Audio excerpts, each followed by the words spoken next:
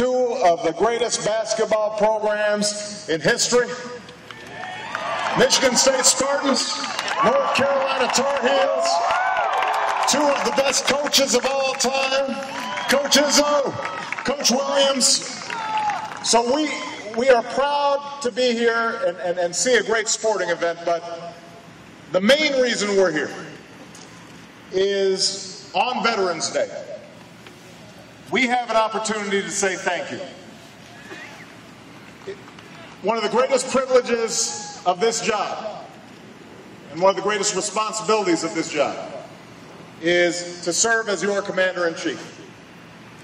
And I can tell you that every day when I interact with our military, every day when I interact with the men and women in uniform, I could not be prouder to be an American.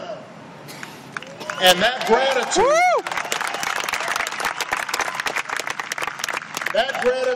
that we have for our men and women of the armed forces does not stop when they take off the uniform. When they come home, part of a long line of those who defended our freedom, we have a sacred trust to make sure that they understand how much we appreciate what they do. And that's not just on Veterans Day. That is every day of every year, where we salute them and we say thank you for making the sacrifices and for their families' sacrifices on our behalf.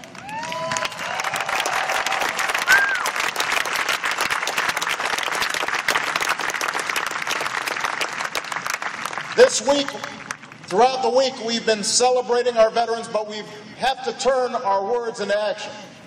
And so what we've done is made sure that Congress passed legislation that makes it a little bit easier for businesses to hire our veterans.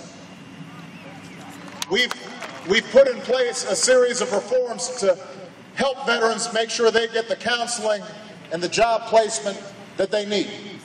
The First Lady, along with Dr. Jill Biden, have put together something called Joining Forces that has now gotten commitments, 100,000 jobs for veterans and military spouses all across the country.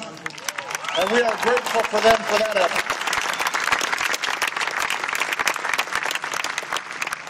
But every American citizen can make a solemn pledge today that they will find some opportunity to provide support to our troops, to those who are still active duty, to our National Guard, to our reservists, and to our veterans.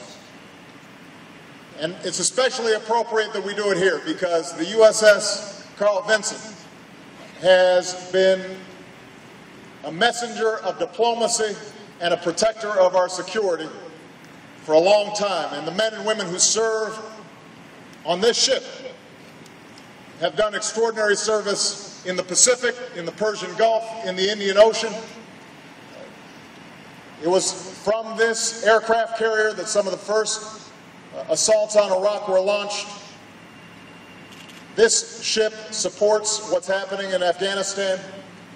I think some of you may know, because it's been reported, that the men and women on the Carl Vinson were part of that critical mission to bring Osama bin Laden to justice.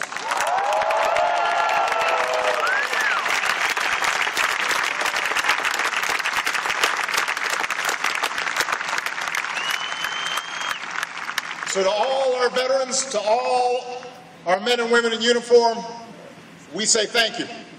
And we want you to know that we are committed to making sure that we serve you as well as you have always served us. Thank you, God bless you, and God bless the United States of America. Thank you.